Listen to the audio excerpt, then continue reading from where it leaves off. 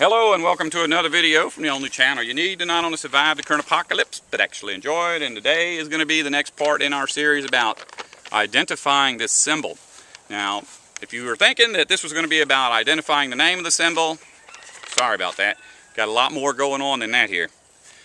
We already explained that this represented the human female reproductive organs with a fertilized egg inside. Now, what I didn't ask you last time but meant to is, why is it upside down? I mean, aside from the fact that it's very difficult to build upside down pyramids. And instead of asking that now, I'm just going to tell you, because one of the viewers has already told me without me even asking the question. It's upside down because it's not supposed to be seen by us. It's supposed to be seen from up there, out in heaven. Now, in doing this video, I have a lot of people. I mean, this is the most comments I've ever gotten on a video.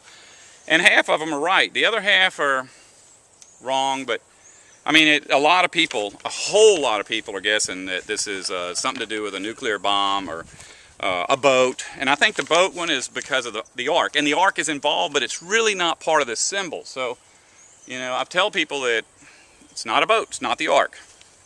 But, and like I say, it's involved, but it's not part of the symbol.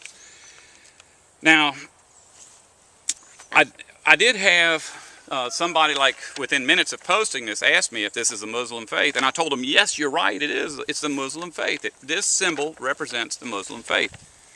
And then a little later, somebody said, does this symbol represent the Catholic faith? And I was like, yes, it does.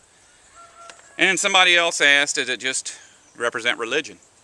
And once again, yes, because this symbol is the foundation of every single organized religion on the planet.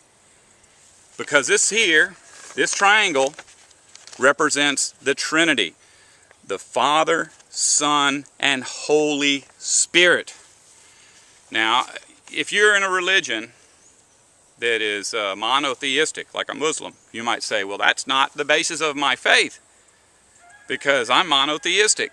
The reason you're monotheistic is because at some time in the past, some holy man realized that the Trinity was wrong. And so he started a whole new religion, but he carried along with him a whole lot of the stuff out of the old religion.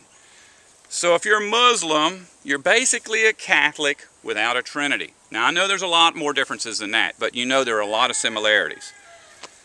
Now, the next one is like a Protestant. You know, I'm Baptist. We don't worship no mother goddess. And the fact is, you're basically a Catholic without a mother goddess. You know, I mean, if you go back far enough, you'll see that somewhere along the line, a holy man realized that mother goddess stuff was wrong, and you separate it from the Catholic Church. Now, if you're a Catholic, you'll tell me it's not a mother goddess, it's the mother of God. It's the mother of Jesus. And that's a fact, because at some point, somebody somewhere realized worship of the mother goddess was wrong, so you changed it to be mother of Jesus or mother of God. But still, this symbol, just like all those other symbols, you know, one church has a cross, that represents their foundation. One has a half crescent, that's their foundation. One has a Star of David, it's their foundation. But every one of those comes from this. That's significant. Now, some guys will look at this and say, well, I've always said that about religion. Religion's stupid. It's all based on one thing, and it's just stupid. And I'm an atheist. I believe in evolution. And so you can't say this is the basis of my faith. You're wrong. If you believe in science, it is because in some time in the past, some alchemist realized that his form of worship was wrong. So he figured out that everything on Earth was made out of small particles, and all them particles were made out of smaller particles. If that event had never taken place, you would still be an alchemist. And as far as alchemy goes, if he was to trace his history all the way back, he would come to what was known as sacred geometry. And these are three primary symbols of sacred geometry. So really, there's nobody on the earth that does not have their faith based on this, or their religion, or their belief system. Now, I said earlier that this came from one unified belief system. But there have been two unified belief systems in history. One before the flood and one after the flood. They both had the same symbol. The only difference is, before the flood, this symbol was a little different. The eye wasn't in a triangle. The eye was all by itself. And it had markings on it, hieroglyphs mixed in with it. That symbol changed because the religion changed. The religion changed because of a significant historic event. We're going to explain what that is in another video. The first thing I'm going to tell you is this change happened, the one that we experience now with the millions of different religions. That happened at the Tower of Babel. At the Tower of Babel, everything was one unified religion. When God confused the languages, it caused the religions to be confused. It broke up their belief system. It was a crushing blow. So everybody went out different directions and their religions evolved.